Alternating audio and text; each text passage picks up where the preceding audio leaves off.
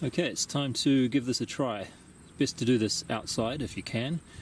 And I have my battery on the bottom, and I'm not going to keep it there for good. This is just for these few first test flights. And the reason I like to have it there is because it lets it kind of rock around a little bit. So this lets me speed the motors up just gently and then rock it backwards and forwards like that with the transmitter to check that the orientation that I expect it to move in is actually what it's going to do. And I have my little battery alarm on here ready to use so that I don't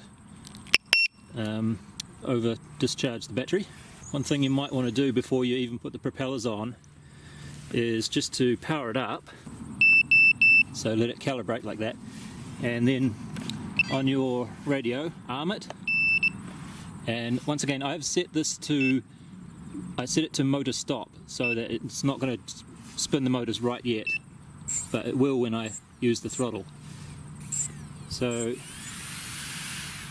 you spin the throttle up a little bit, spin the motors up a little bit, then you can do this, and it might be a little bit hard to hear, but it's moving some of the motors faster than the other ones.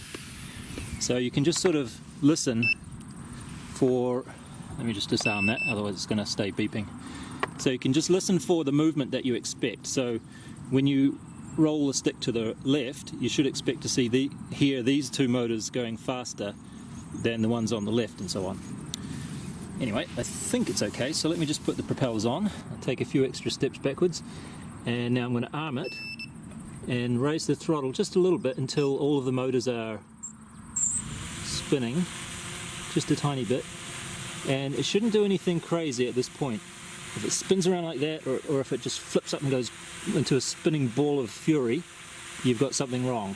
Once it's like this and nothing's going crazy, just try, hold on a second, just try gently moving the pitch and roll stick, say, to the left, and see how it tipped over to the left, and when I let go it comes back level. When I tip it to the right, it goes to the right, and back, and forwards. And I'm just going to disarm now. It's starting to get a little bit crazy. But as long as the directions are going the right way, let's try yaw as well. Got to be careful with this one because it's the same stick as the throttle. But if I try and yaw to the right, you should see that I can turn it around. Unfortunately it is wobbling quite a lot, but you can see that it is turning all the way around, so we managed to turn it in a full 360. So this is looking good. Let's do a little lift off and hover test. To be honest, that wobbling that we just saw is a little bit concerning. I wasn't expecting it to be wobbling that much. Anyway, let's see what happens.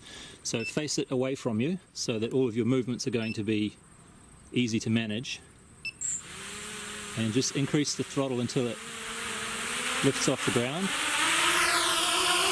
And it is still a little bit wobbly, isn't it? So it looks like I might have to do a bit of tuning with this one. It's not too bad.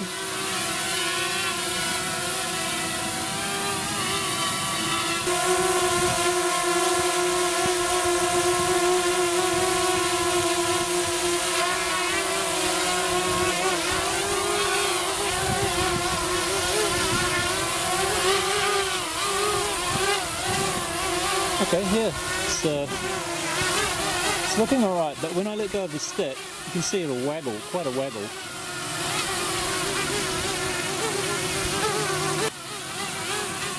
That's really wobbly.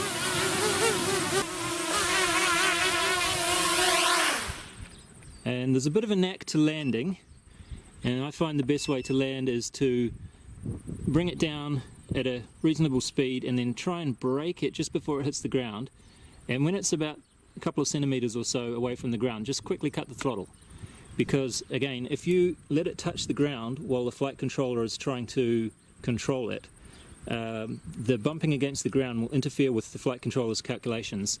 And let's see if we can demonstrate this a little bit maybe, and you'll get this sort of an annoying bumping kind of a behavior. So I'll try and land without cutting the throttle. Oh, that's not bad. Actually, that's not too bad. But some of my other quadcopters, they go a bit berserk if you let them bump into the ground while the props are still going. Okay, let's see what this 3S battery can do with these 50/40 propellers. Now, if you hear that beeping noise, was the battery alarm saying that we're pulling too much current from the battery, or it's telling us that the battery voltage is too low when I give it lots of throttle. But as long as I don't do that too much, there it is again. So this is one of my older batteries, so it's not, and now you can see, hopefully you can see that the battery alarm is starting to blink red on one of the LEDs. Come here. Like that. Now 2 of them are blinking. So this is actually a good time to land. And this smaller beeping that we can hear now that's not so loud, that's the small buzzer. That was the small buzzer on here. So the flight controller, because we plugged this plug in there, it knows what the voltage of the battery is. So that was the small buzzer on the flight controller beeping to give us a warning. And when this battery alarm on there starts to go, you'll really hear that. That's really loud. Let's try with a battery that's not quite so old this time.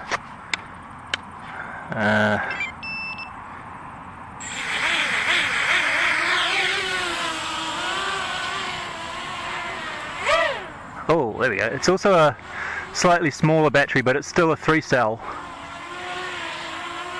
So this is now a 3-cell 1000 milliamp hour battery.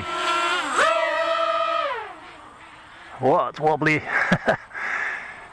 She's going to need some tuning. Look at it. Wobble, wobble, wobble.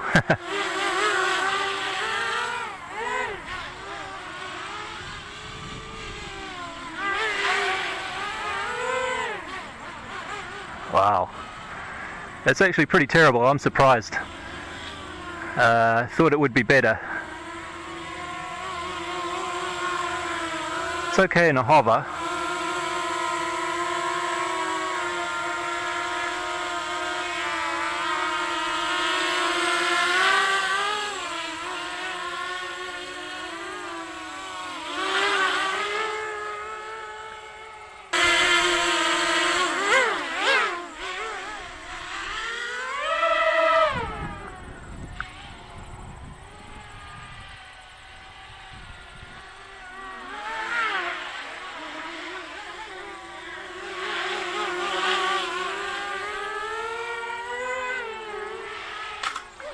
Oops.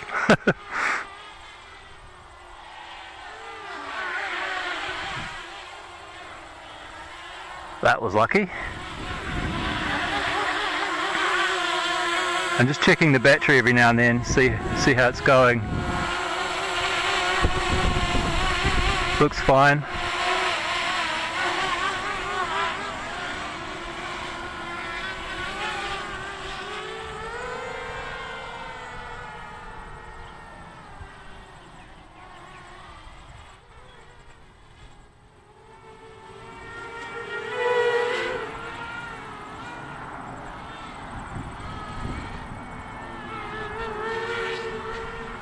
Yeah, that's fine. Let's do another flyby. Good. Oh, there's power lines there. Let's watch out for that. And there's a tree. There's a tree there too. So in that situation where you panic, it's very easy if you did that setting that I mentioned before, just to go like that and you'll be fine.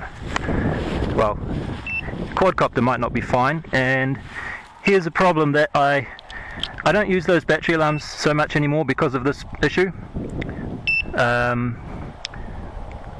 but they do tend to fall off. Oh, there it is. They do tend to fall off and get lost. So we have broken a propeller, but I don't think anything else is wrong. That came off.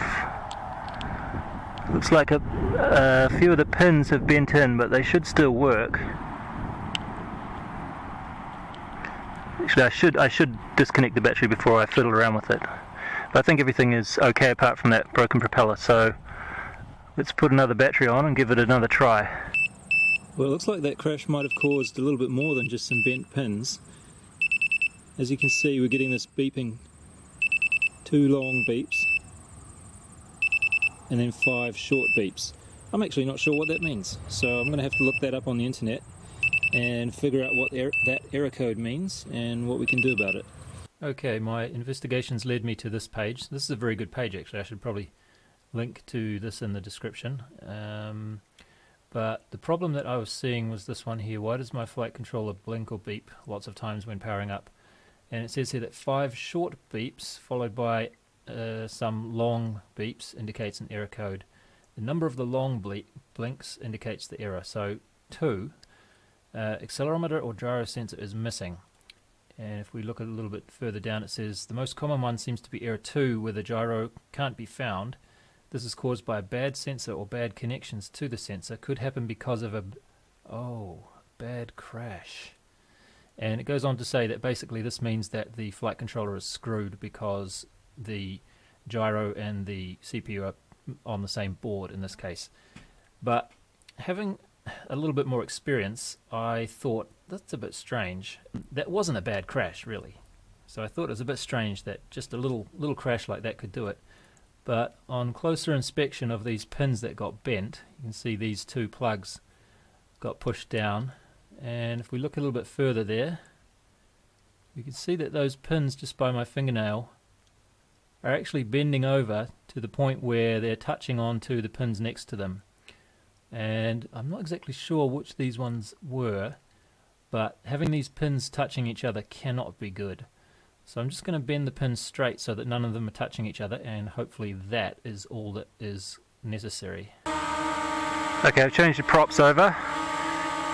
We're back in business, and it would be wise of me to put that little cover thing on top, but I'm not very wise today, so I'm just going to keep flying it the way it was. And the propellers that I put on are 50-45 propellers, so they are a little bit more aggressive, and we can get a pretty good turn of speed.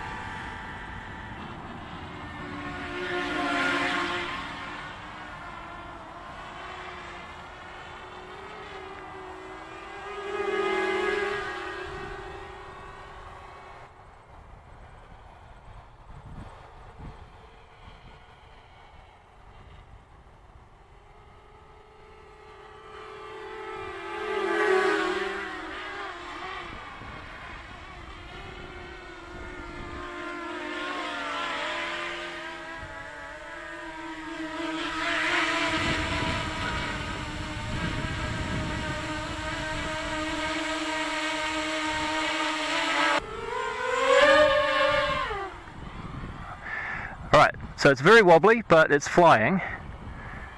And the next thing to do is to tune it. Look at that. Yeah, we need to spend some time tuning the PID settings. So that's probably... Oops, okay. That's probably the next video that we need to do, isn't it? As I mentioned before, I was thinking it was a little bit strange how wobbly this was, because with most of my quadcopter builds, especially using Betaflight, Betaflight is very good about having a default tuning that works quite well out of the box. So I thought I might just try changing one setting on the ESCs, and it seems like that one setting has managed to fix this. So I'll just give you a brief description and a demo of what it is. The way the ESC works, of course, it tells the motor how fast to spin, and the older style ESCs like this one, if the motor is spinning too slow, the ESC will use the battery power to make it go faster. But if they're already going too fast, it just doesn't do anything. It just kind of waits for them to slow down. So the response time can be quite slow if they're doing that.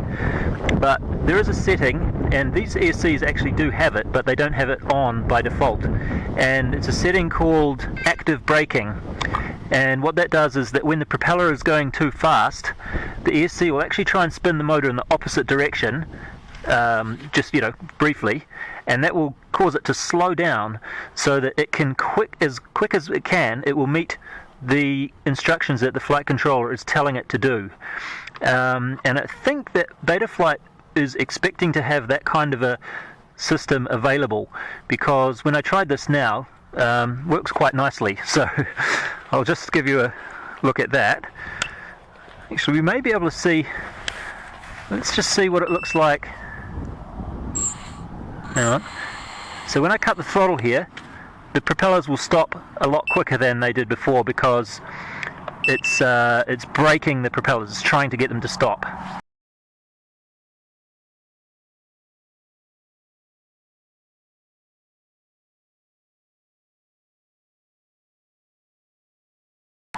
Anyway, let's fly it.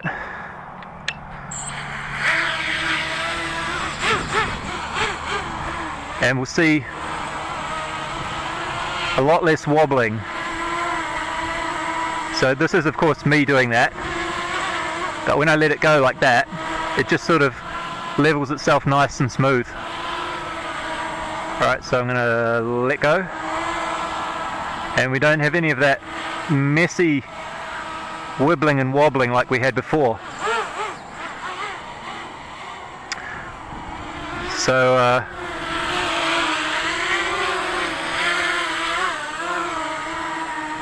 turns out that for this case, if we were able to use that on this quadcopter, if we were able to just use that as is on this quadcopter, that would be the end of our tuning, really. I don't think I would bother tuning it too much more. But we will look at tuning, of course, because that's something that you'll probably want to do if you want to really squeeze the best performance out of your quad.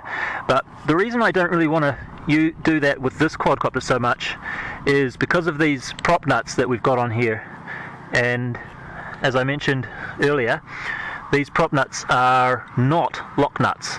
So if we spin the propeller, if we were able to grab hold of the motor and spin the propeller the wrong way, it's a bit hard to do just with my fingers, but that could actually cause, the propeller could actually cause the nut to come off. And when the ESC is able to apply force to the motor in both directions with this new setting that I was just mentioning, it can actually cause the nuts to turn in the wrong direction and come off. So for that reason, you really should only use this active braking setting with motors that have proper locking nuts to hold the propellers on. So let's have a look at that setting in BL Heli, and it's this one here called PWM frequency / damped. And if we mouse over this, we'll see we have high, low and damped light. And it's this damped light one that is the active braking feature that we're looking for. So I'll switch this to damped light, and I discovered that certain settings do seem to be written to all ESCs at the same time. So if I look at my ESC at the moment, or all of them, this PWM frequency damped is high, high, high, high on all of them. If I change it to damped light and then write setup, and it says it's written it to all of the ESCs, and for this particular setting it seems like it does write it to all the ESCs. So now they all say damped light, whereas for this motor direction setting it did not write it to all of them, it only wrote it to the one that I had selected currently in here, which yeah, you can turn off which ones you want to affect. Anyway, so this setting is such a performance improver that most of the ESCs that you buy these days will have this damped light setting on already. especially the ones that are sold as multi-rotor ESCs. So you probably don't have to do it for a newer ESC. Just this older style one that I'm using, I'm going to have to turn this on. And like I say, it is a bit risky to use this if you don't have lock nuts on your propellers. But I think I might just risk it with this one and see how it goes. So that's all for now. I've flown quite a few more batteries through this and I have not had any problems with the prop nuts coming off, but maybe I'm just a little bit lucky. Anyway, thanks for watching.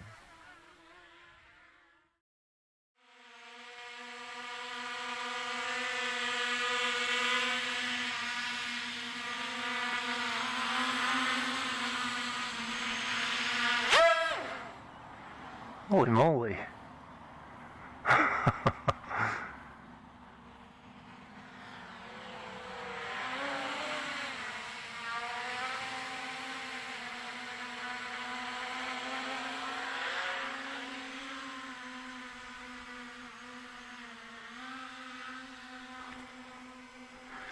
15.3 volts. Let's see how she goes straight up. Oh my god.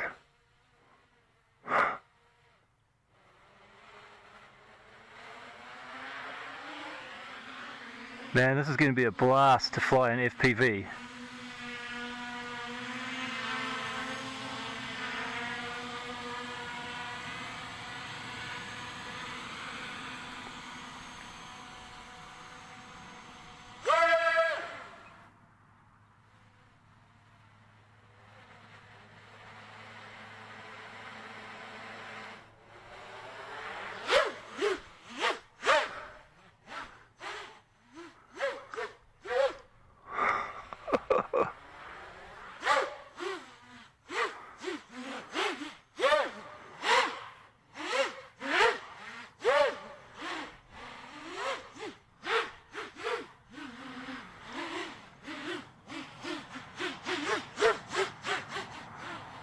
It's actually a bit hard to manage because I have to keep the throttle quite low just to hover.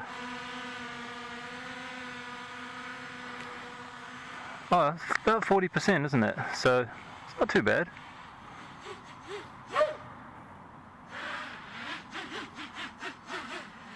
Let's see how we do in acro mode.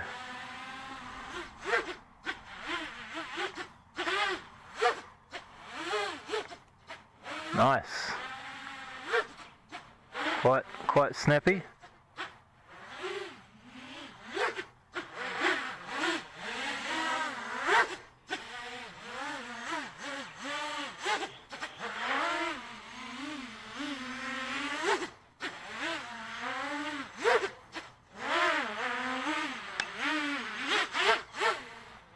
What a beast.